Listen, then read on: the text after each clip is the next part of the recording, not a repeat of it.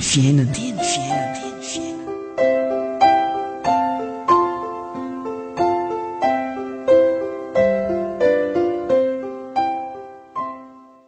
Ary hoy Jesosy: nisy lehilahy anakiray nanana zanaka mirahalahy. Ary hoy ilay zandriny tamin-drainy: Raiko, omeo any anjara-fananana tokony ho ahy. Amen. Lioka 5:12, 1:12 hatramin'ny 12.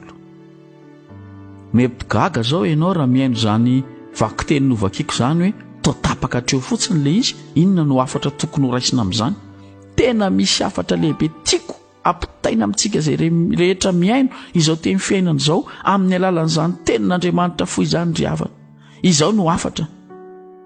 Maro isika kristianina, maro ny zanak'Andriamanitra midongo zavatra amin'Andriamanitra, mitalao fatratra mihitsy, mandohalika: Tompo, mba omeo vola, mba omeo arena, mba omeo fiara, mba omeo trano. Nga mo mahadisy moa zany. Fa ny mampalahelo an'Andriamanitra dia zao: rehefa omen'Andriamanitra tokoa ilay zavatra angatana, inona ny zavatra mitranga? Ampiasaina any amin'izao tontolo izao ilay izy, lanilanina any amin'izao tontolo izao. Tadidio fa famindrampon'Andriamanitra sy fitiavan'Andriamanitra anao no namezany anao ny vola amin'ny karena izay hijadradradrahanao sy talaonao fatratra aminy isan'andro io. Anefa rehefa eo tonga eo ampelantananao dia malahelo Andriamanitra, satria ampiasainao amin'ny zavatra tsy tokony ho izy. Ampiasainao amin'izay daniny kibinao sy sitrapolony nofinao.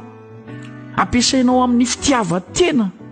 Andriamanitra mba manantena hoe raha omeko azy ary ny anjara-fananany, raha omeko azy izay mba fitahiana eto amin'ity tany ity, dia aingany mba ho ampiasaina amin'ny asa soa sy ny asa tsara izany, hanampiany ny hafa, hanampiany ny madinika, hampandrosoany ny fanjakan'Andriamanitra. Kanefa indrisy izany ny tazan'Andriamanitra amin'ny kristianina maro ry havana, fa kristianina tia tena, kristianina mamitaka an'Andriamanitra. Angoronina daholo izay azo rehetra avy amin'Andriamanitra any, angoronina daholo ny fitahian'Andriamanitra, kanefa tsy ampiasaina araka ny tokony ho izy. Fotoana fandinihan-teny ity maraina ity ry havana, sao dia ianao zany, sao dia anareo mianakavy zany, sao dia ny fiainanao zany, fiainana tia tena sy tia vola amin'ny karena zany fotsiny ka manararaotra an'Andriamanitra.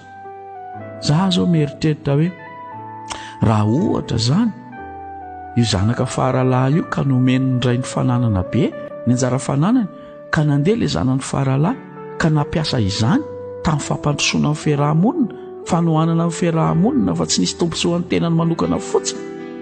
Mety tsy nampaninona ny rainy tokoa, mety faly azany rainy indry aika izany nanaovany an'ilay fananana. Fa ny nampalahelo ny rainy dia izao: nampiasainy tamin'ny daniny nofiny, sitrapolony nofiny amin'ny fijangajangana sy ny ditra isan-karazany izay mahafalifaly ny fony teto amin'izao tontolo izao ity fotsiny no nomeny azy. Ho anao androany, aza manao izay mampalahelo an'Andriamanitra, verina aminao foana izany.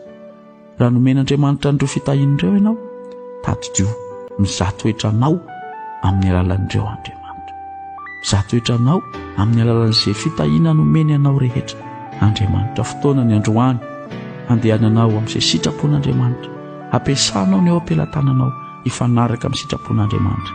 Fa ho hitanao ndray androany ho tenenan'ny Tompo ianao hoe izay nahatoako tamin'ny kely ataoko mpanapaka ny be.